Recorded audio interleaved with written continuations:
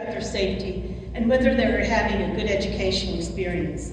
Last month, I took students to a one-day conference 8 miles from campus, and I did not sleep for 3 nights. Mary has traveled with students from the equator to the Arctic Circle, sometimes for weeks at a time. She was the first person to give nursing students this opportunity, and did so at a time before there was institutional support for student travel. Mary coordinated the RN-BSN program for 9 years, enabling nurses with an associate degree to earn a BSN from Bellarmine and exponentially improve their careers and salaries.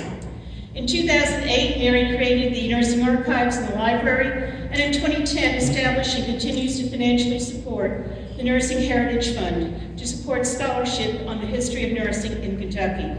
In the university, Mary began the healthcare minor program, benefiting the many Bellarmine students who wanted to work in the healthcare industry, just not in direct patient care. For 14 years, Mary coordinated the Beckfar Artists in Residence program. This program has given students in the arts and humanities opportunities and financial support to showcase their poetry, video, and theater creations, and has beautified many buildings on campus with the students' health-themed visual art.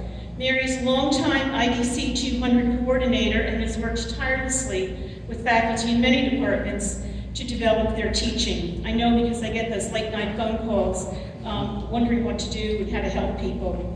She has also served for many years on the Honors Council and for 20 years on the Alumni Board. Mary is an active member of the American Association for the History of Nursing, serving on several committees and presenting at national conferences.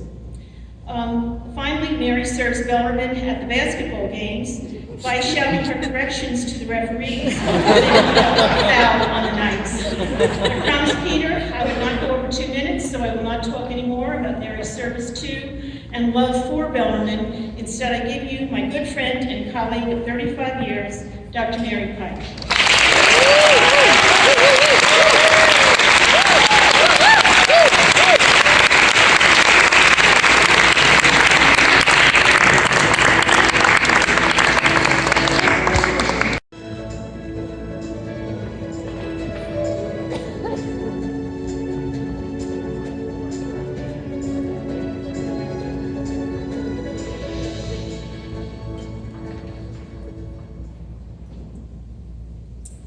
Thank you so much for this wonderful honor. I am so grateful for your recognition and humbled to be in the company of the previous recipients. I was a bit nervous when I initially heard that Dr. Donovan was going to be here this evening. Shortly after Peter called early in the summer to let me know about the award, I received a lovely card from Dr. Donovan. It congratulated me on the award and noted, "This award speaks volumes about your commitment to making the world a better place." I just kind of sat there, and then I panicked. I thought, oh Lord, this woman is going to be so disappointed.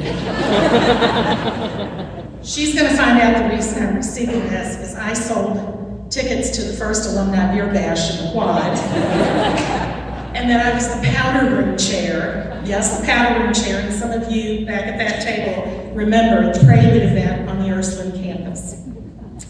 Fortunately, we managed to find a few other things to make up for that. When I came to Bellarmine in 1983, few people knew it had a nursing program.